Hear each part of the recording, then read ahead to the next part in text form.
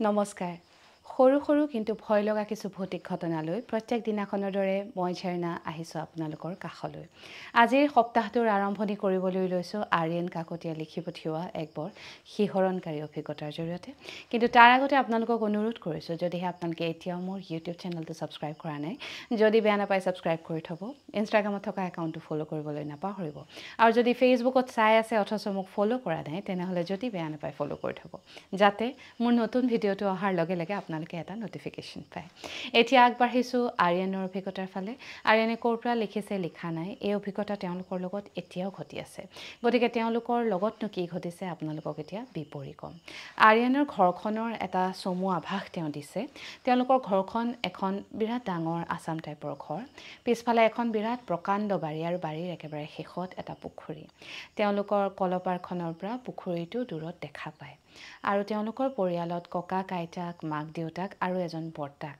যিজনে বিয়া কৰোৱা নাছিলে কিন্তু বৰ্তাকৰ কেইদিনমানৰ আগতে মৃত্যু হৈছে তেওঁ আত্মহত্যা কৰি নিজৰ জীৱন শেষ কৰিছে কিন্তু মৃত্যুৰ আগতে বৰ্তাকে বৰ বেয়া কিছুমান সপোন দেখিবলৈ লৈছিলে নিশা প্ৰায় 12 মান বজাত তেওঁ সদায় বাহিৰলৈ ওলাই যায় তেওঁক হেনো কোনোবাই মাতে যিখন বাৰীৰ কথা কৈছোঁ সেই বাৰীখনৰ পৰা কোনোবাই তেওঁক চিঞৰি চিঞৰি মাতে নাম গাহি আৰু তেওঁ সেই মাতটো শুনি বাহিৰলৈ ওলাই যায় আৰু এদিনাখন তেওঁ সেই বাৰীখনতেই আত্মহত্যা কৰি নিজৰ জীৱন শেষ কৰিলে বৰ্তাকৰ মৃত্যুৰ পিছত ঘৰখন একেবাৰে ভাগি পৰিল কি হৈছে পৰিয়ালটোত কোনেও ধৰিব পৰা নাই আৰু আৰ্যনৰ দেউতাক আচলতে বাহিৰত থাকে তেওঁ গাড়ী চলায় আৰু তেওঁ সেয়েহে কেতিয়াবা ঘৰলৈ আহে কেইদিনমান থাকে আকৌ উভতি যায় নিজৰ কৰ্মক্ষেত্ৰলৈ এবাৰ ঘৰলৈ আহোঁতে দেউতাকক ককাকে কৈছে যে এই বাৰীখনত কিবা এটা আছে এটা কলা ছায়া ককাকে প্ৰত্যক্ষ কৰিছে অকল ককাকেই নহয় আৰ্যনৰ মাক আৰ্যনৰ আইতাক সকলোৱে দেখিছে ছায়াটো পিছে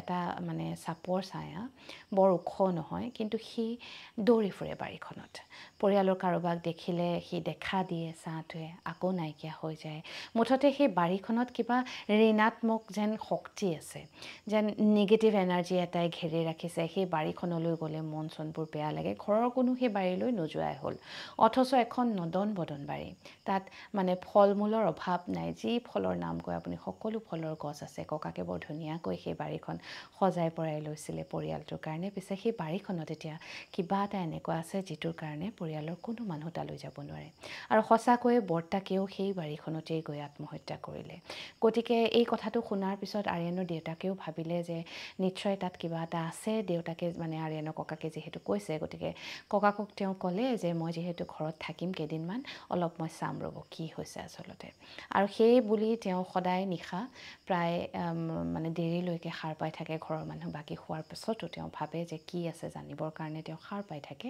আৰু নিশা 12 মান বজাতেই আচলতে বাৰীখনত কিবা এটা হুলস্থুলীয়া পৰিৱেশৰ সৃষ্টি হয় কোনোবাই যেন তাত দৌৰি ফুৰে কোনোবাই যেন তাত কিবা কৰি আছে বিভিন্ন ধৰণৰ মাত শুনে আৰু দিনৰ ভাগতো বাৰীখনলৈ গ'লে সকলোৱে সেই ছায়াটো প্ৰত্যক্ষ কৰে যিটো পুখুৰীৰ কথা কৈছোঁ এটা পুখুৰী আছে তেওঁলোকৰ ঘৰত সেই পুখুৰীটোলৈকো কোনো নোযোৱা হ'ল এবাৰ আৰ্যনৰ মাকে কলৰ পাৰত বাচন ধুই থাকোঁতে দেখিছে পুখুৰীত কোনোবাই গা ধুই আছে পিছত আইতাকক সুধিলে মাকে যে আপুনি মা গা ধুইছিলে নেকি পুখুৰীত তেতিয়া আইতাকে ক'লে মই দেখোন তালৈ যোৱাই নাই যদি আইতাক নাছিলে সেই পুখুৰীটোত তেনেহ'লে কোনে গা ধুইছিলে আৰু এই ঘটনাবোৰ ঘটি আছে এতিয়াও আৰ্যনহঁতৰ ঘৰত মানে তেওঁলোকৰ বাৰীত সেই কলা ছাঁটো ঘূৰি ফুৰে দৌৰি ফুৰে আৰু এবাৰ আৰ্যনৰ ককাকে এজন ওজাক দেখুৱাইছিলে তেওঁ সুধিছিলে আচলতে কি হ'ল তেতিয়া ওজাজনে ক'লে যে তেওঁলোকৰ বাৰীত এটা মানে আত্মা আছে আৰু সেই আত্মাটোৱে আচলতে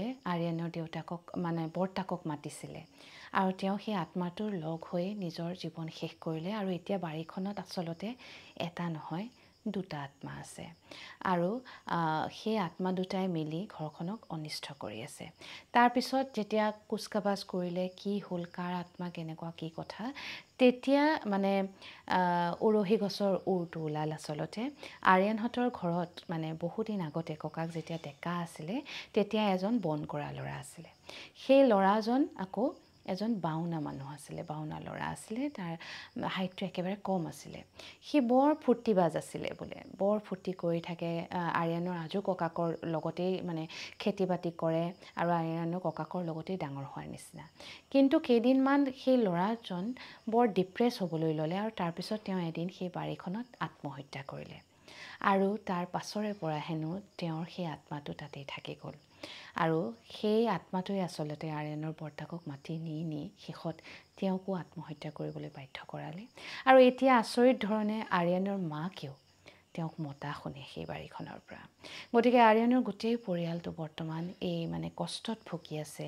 কি হৈছে কোনেও ক'ব নোৱাৰে। বহুত কিবা কিবি কৰাইছে ককাকে দেউতাকে, কিন্তু তেওঁলোকে সেই বাৰীখনৰ পৰা পৰিত্ৰাণ পোৱা নাই। সেই বাৰীখনত থকা সেই আত্মা দুটাৰ পৰা হেনো পৰিত্ৰাণ পোৱা নাই। এইটো এটা সঁচাকৈয়ে জীয়া ঘটনা। ইয়াতনো মই কি নিজৰ মানে মন্তব্য দিম। ঘটনাটো শুনি বৰ দুখ লাগিলে, আপোনালোকৰ মাজত বিলাই দিলোঁ। আৰু তেওঁলোকৰ পৰিয়ালটোলৈ আচলতে বৰ দুখ লাগিছে, বৰ বেয়া লাগিছে। আৰিয়ানহঁতে বৰ্তাকক হেৰুৱালে। বৰ্তমান তেওঁলোকে এনেকুৱা এটা পৰিস্থিতিত আছে যে কাকো একো ক'বও নোৱাৰে, ঘৰখন এৰি যাবও নোৱাৰে, অথচ তেওঁলোক সদায় এটা নিগেটিভ এনাৰ্জিৰ মাজত থাকিবলগীয়া হৈছে। আৰিয়ানৰ মাকেও তেওঁক মাতি থকা আজিকালি শুনা পায়। গতিকে বৰ এটা বেয়া পৰিস্থিতিৰ সন্মুখীন হৈ আছে বৰ্তমান। আৰিয়ান, মই অনুৰোধ কৰিম তোমালোকে অলপ ভালদৰে ইয়াৰ মানে ব্যৱস্থা ল'বলৈ চেষ্টা কৰা। নাম প্ৰসংগ যদি কিবা কৰাবলগীয়া আছে, যদি কাৰোবাক দেখুৱাব পাৰি তেওঁলোকক দেখুওৱা। আৰু মানে কিছুমান এনেকুৱা বস্তু কৰিব পাৰি যিটো কৰিলে একো অনিষ্ট নহয়। ধৰা বৰ্তাৰ নামত এখন যদি সকাম এভাগ যদি পতা যায়, সেই ল'ৰাজন যিজনে আত্মহত্যা কৰিছিলে তেওঁৰ নামত যদি সকাম এভাগ পতা যায় আৰু ভগৱানৰ ওচৰত প্ৰাৰ্থনা কৰা যায় যে তেওঁলোকৰ বিদেহী আত্মাই যাতে শান্তি পায়, চিৰশান্তি পায় আৰু নিজৰ জেগালৈ উভতি যায়, ইয়াততো কোনো অনিষ্ট নাই, কাৰো অনিষ্ট নহয়। গতিকে তেনেকুৱা কিছুমান কাম কৰি চাব পাৰা। এইটো জাষ্ট মোৰ এটা ছাজেশ্যন, এইটো তোমালোকে এবাৰ কৰি চাব পাৰা। হয়তো কৰিছা, কিন্তু যদি নাই কৰা তেনেহ'লে এবাৰ কৰি চাব পাৰা। আপোনালোকেও শুনিলে এই ঘটনাটো শুনি কেনেকুৱা পালে, আপোনালোকে কি ক'ব বিচাৰে জনাবৰ কাৰণে ভিডিঅ'টোৰ তলত কমেণ্ট কৰিবলৈ নাপাহৰিব। আৰু বৰ আচৰিত ঘটনা আচলতে, যি ভোগে সিহে জানে আচলতে ইয়াৰ মানে গাম্ভীৰ্যতাটো কি, ইয়াৰ মানে পৰিণতি কেনেকুৱা। গতিকে এনেকুৱা ধৰণৰ ঘটনাবোৰ আচলতে আমি ওলাই কৰিব নোৱাৰোঁ। আমি হাঁহি উৰুৱাই দিব নালাগে বা ভ্ৰম বুলিও ক'ব নালাগে। যিসকলে ভুগি আছে তেওঁলোকে জানে। গতিকে আৰিয়ান, মই তোমাৰ লগত আছোঁ আৰু শুনি বৰ বেয়া লাগিলে। গতিকে ভগৱানৰ ওচৰত প্ৰাৰ্থনা কৰিছোঁ যাতে তোমালোকৰ পৰিয়ালটো এই অশান্তিৰ পৰা শীঘ্ৰেই মানে মুক্ত হয়। এই আছিলে আৰিয়ানৰ আৰু আৰিয়ানৰ পৰিয়ালৰ এক জীয়া ঘটনা, যিটো আপোনালোকৰ মাজত আজি মই বিলাই দিলোঁ। আজিৰ এই ঘটনা ইয়াতেই সামৰিছোঁ। কাইলৈ নিশা এক নতুন ঘটনালৈ আপোনাৰ কাষ চাপিম। এতিয়ালৈ আহিছোঁ। শুভৰাত্ৰি।